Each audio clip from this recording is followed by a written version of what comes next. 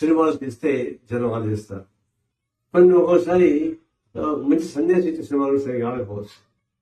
అయితే దానికి నష్టాలు వస్తున్నాయి. అందుకే ఎక్కువ మంది చేయడం లేదు. కొంతమంది ఎక్కువ ఖర్చు పెడుతున్నారు. 500 కోట్లు 1000 కోట్లు 2000 కోట్లు ఖర్చు పెట్టి భారీగా చిత్రీకరించి దాన్ని రిలీజ్ చేసినప్పుడు 10% భారం వేసే పద్ధతిలో ఎక్కువ డబ్బులు వసూలు ప్రయత్నిస్తారు. బ్లాక్ టికెట్లు అమ్ముకొని ప్రయత్నిస్తారు, ఎక్కువ టికెట్లు అమ్మడానికి ప్రయత్నిస్తారు. ప్రభుత్వంతో ప్రోత్సాహం పొంది కూడా ప్రభుత్వం తరపునే టికెట్ పెంచుకోవడానికి ఉపయోగపడేటువంటి పద్ధతులు చేస్తారు. ఇది ఒకవైపు 1000 కోట్ల రూపాయలు ఖర్చు పెట్టారు, ఇంకొక 2000 కోట్ల రూపాయలు మాకు లాభం వచ్చాడు. అట్లాంటప్పుడు ప్రభుత్వం ప్రోత్సహించాలా, ఎందుకు టికెట్ ఏర్పాటు చేయించాలా? ఇది ఒకటి. రెండవది, ఒక సందేశాత్మకమైనటువంటి సినిమాలు తీస్తే జరిగిన కోపడు, కానీ క్రైమ్ అశ్లీలత ఇది ప్రోత్సహిస్తా ఉన్నారు. అందుకే డబ్బులు రావాలి కాబట్టి అది కళాం కలిగి తటాలు పడుకోండి. కానీ ఒక వికృత రూపంలో ఉన్నటువంటి ఒక అశ్లీల పద్ధతులు ఉన్నటువంటి ఒక క్రైమ్ నేరపూరితమైనటువంటి ఈ సంఘటన తీసుకొని పెద్ద సినిమాలు తీస్తామంటే దాన్ని ప్రోత్సహించాల్సిన అవసరం ఎందుకు వచ్చింది? అదే సినిమా తీస్తున్నారు, రోడ్ షోలు చేసుకొని సినిమా హాల్కి వెళ్ళి పదవి కావడం లేదు. అది జనం ఎట్టపడుతున్నారు, జనం ఎట్టబడే సహజం, జనంతో పడ్డ అయిపోయింది. అలాగా ఒక సందర్భం వచ్చినప్పుడు కళాకారులు ఏ విధంగా ఉండాలి, ప్రోత్సహించే పరిశ్రమ ఎట్లా ఉండాలి, ప్రజల సందేశాత్మకంగా లేదా? ఎన్నో ప్రభుత్వాలు కూడా ఒక చీప్ పాపులారిటీ పోయి ఏదో పాపులర్ సినిమా ప్రోత్సహిస్తే వాళ్ళకి ఓట్లు ఎక్కువ వస్తాయని చెప్పి వాళ్ళకి రేట్లు పెంచడానికి ఏర్పాటు చేస్తారు. రేట్లు పెంచడం మీరు ఏర్పాటు చేస్తే ఎవరు చేస్తారు? జనత 100 రూపాయల టికెట్ 1000 రూపాయలు 2000 రూపాయలు పెట్టి మీరే ప్రోత్సహిస్తారు.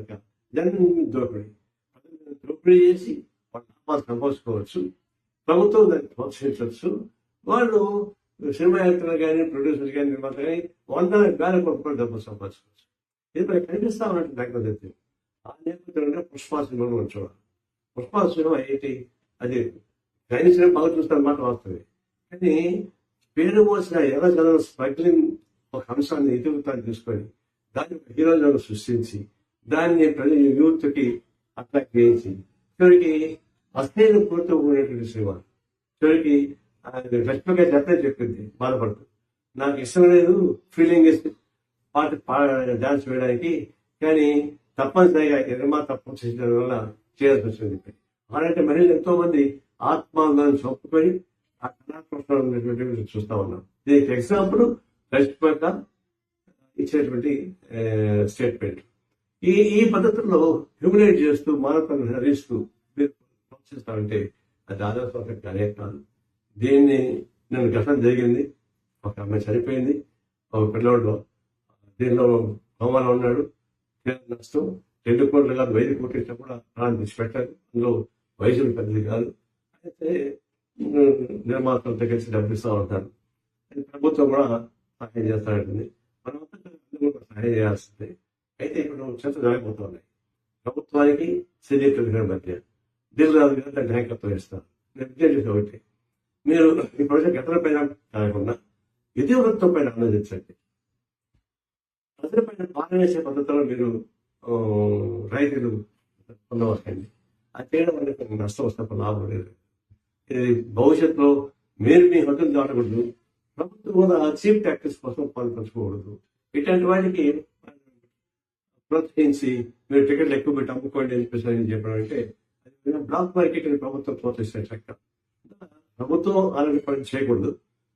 సినిమా సంబంధించినటువంటి నిర్మాతలు కానీ ప్రొడ్యూసర్లు కానీ వాళ్ళు కూడా మీ హృదయంతో మీరు ఉండి ప్రోత్సహిస్తే మేము గౌరవిస్తాం తప్ప ఏ గంట దాడులు చేయరు. ఇది దాడులు చేశారనే పద్ధతి కాకుండా అది చేసే అవసరం లేదు, వ్యతిరేకంగా ఖండిస్తాం, దాని కరెక్ట్ కాదు. అయితే అదే సందర్భంలో ఎవరి లక్ష్మణ దానికి వాళ్ళు దాటుకోవడం అంటే ఏ సమస్య పరిష్కారం అవసరం రావు. దాంట్లో ప్రభుత్వం కానీ సినిమా పరిశ్రమ కానీ పౌరులు కానీ ఎవరి ఉండాలంటే ఆ ప్రకారం చర్చలు సాగితే మంచిదని చెప్పేసి